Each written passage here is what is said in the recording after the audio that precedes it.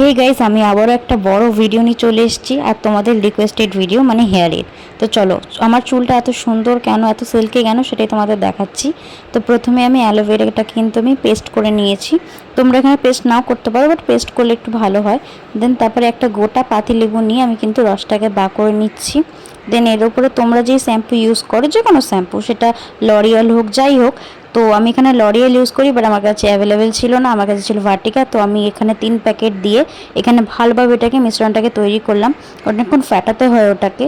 দেন ফ্যাটানোর পরে চুলটাকে আমি ভালোভাবে জট ছাড়িয়ে নিচ্ছি। এটা কিন্তু আমার বিফোর হেয়ার, দেখতেই পাচ্ছ খুব রাফ হয়ে গেছে চুলটা, খুব খারাপ লাগছিলো, চুলটা এতটা বাজে লাগছিলো, মানে ধরতে পারছিলাম না, খুব বাজে লাগছিলো।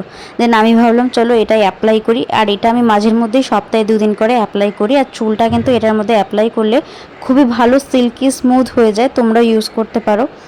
তো চলো, এখানে হচ্ছে আমি ভালোভাবে হেয়ারটাকে এখন ক্লিন মানে একদম জট ছাড়িয়ে নিলাম। দেন জট ছাড়ানোর পরে কিন্তু এখানে আমি এখন ভালোভাবে অল্প অল্প করে মাখিয়ে নিচ্ছি। আর তোমরা এইভাবেই মাখার চেষ্টা করবে, আমি যেভাবে দেখাচ্ছি সেভাবেই মাখবে। তো প্রথমে আমি চুলের গোড়ার মধ্যে লাগিয়ে নিচ্ছি ভালোভাবে। দেন গোড়ার মধ্যে লাগানোর পরে এইভাবে মাসাজ করছি আমি, এইভাবে তোমরা মাসাজ করবে।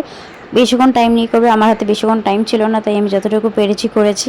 দেন আমার এত বড় হেয়ার যে আমি বাটির মধ্যে চুবি চুবি নিয়ে আমাকে করতে হচ্ছে, কারণ হাতে করে নিলে নিচে অর্ধেক পড়ে যাচ্ছে। তো তার জন্য আমি এখানে চুবি চুবি নিয়ে করছি, বা যতটা পারছি হাতে করে আমি ডলছি।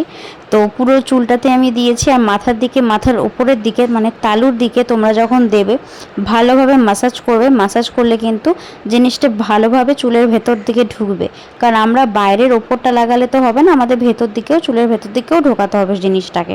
তো তার জন্য কিন্তু আমি ভালোভাবে এখানে মাসাজ করছি এটা লাগিয়ে, তোমরা দেখতে পাচ্ছ। সেইভাবেই কিন্তু তোমরা অ্যাপ্লাই করো, তোমরা যেভাবে ইচ্ছা অ্যাপ্লাই করো, কিন্তু আমার মতে বলে এইভাবে অ্যাপ্লাই করলে একটু বেস্ট হয়।